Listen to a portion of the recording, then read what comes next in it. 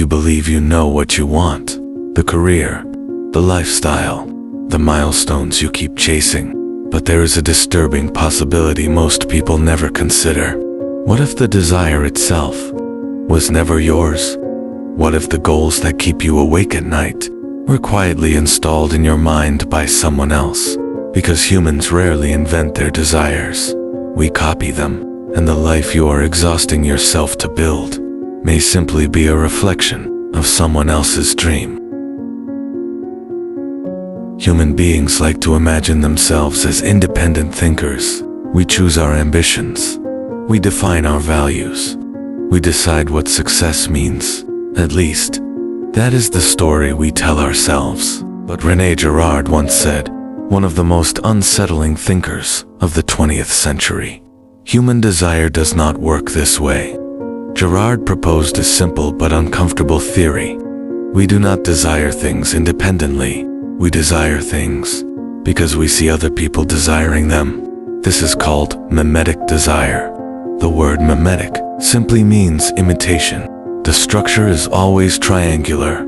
There is the subject, you. There is the object, the thing you want. And between them, there is a model. Someone who makes the object appear desirable. Without the model, the desire often disappears. Consider how many of your ambitions were born this way. A colleague receives a promotion. Suddenly you begin questioning your own progress. Not because your life changed, but because theirs did. A friend sells a company, and overnight your timeline feels wrong. A stranger on a screen appears younger, richer, more successful, and something shifts inside your chest. A subtle anxiety, a low-frequency sense that you are behind. But examine the feeling closely before you saw them. Did you actually want what they have? Or did the desire appear only after the comparison? Girard argued that most human rivalry begins this way, not because we want something, but because someone else made it appear valuable. In earlier centuries, humans had fewer models. You compared yourself to neighbors, maybe a few prominent figures in your town.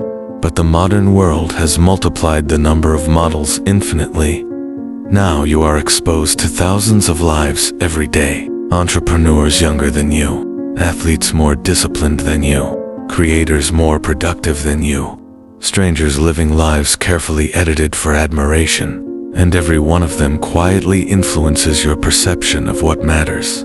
This creates a strange psychological environment. Your desires are no longer forming slowly through personal experience.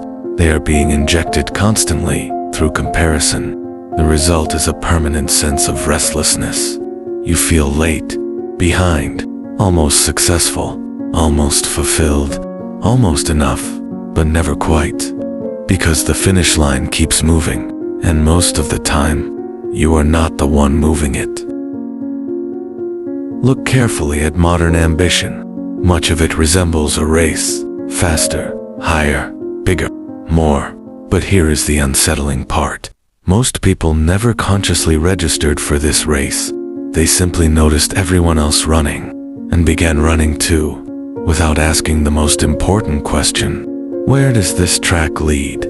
Many people discover the answer very late, after years of effort, after decades of comparison.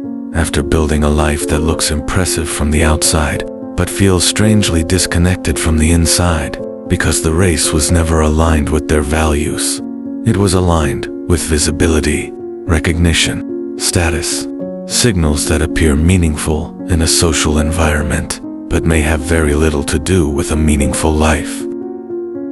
Ancient philosophers noticed this problem long before social media existed. The Stoics had a word for misleading perceptions.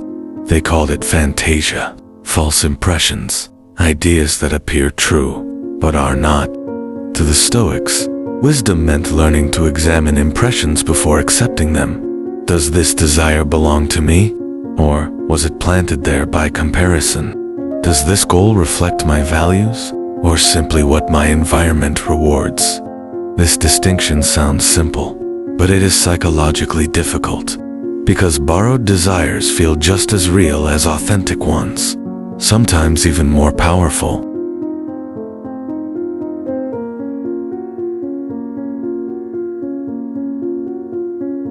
Imagine stripping away every influence that shaped your ambitions, the promotions you witnessed, the timelines you absorbed, the highlight reels you consumed, the expectations silently embedded in your culture. Remove them all. Now look at your life again. What remains? What goals still feel meaningful? Without comparison, this question can be surprisingly uncomfortable, because many people discover that large portions of their ambition were not chosen. They were inherited, borrowed, downloaded from the environment, like background noise that slowly became the soundtrack of their life. Here is the quiet danger of mimetic desire. You can spend an entire life pursuing something, simply because it appeared desirable in someone else's life. The house, the title, the recognition, the version of success you absorbed without questioning. And one day you may reach the finish line. The achievement is real.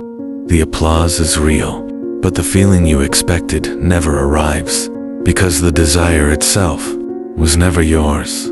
Which leads to a question that most people avoid asking. Not what you want, but something far more unsettling. If comparison disappeared tomorrow, if there were no models to imitate, no timelines to measure yourself against, no lives to envy.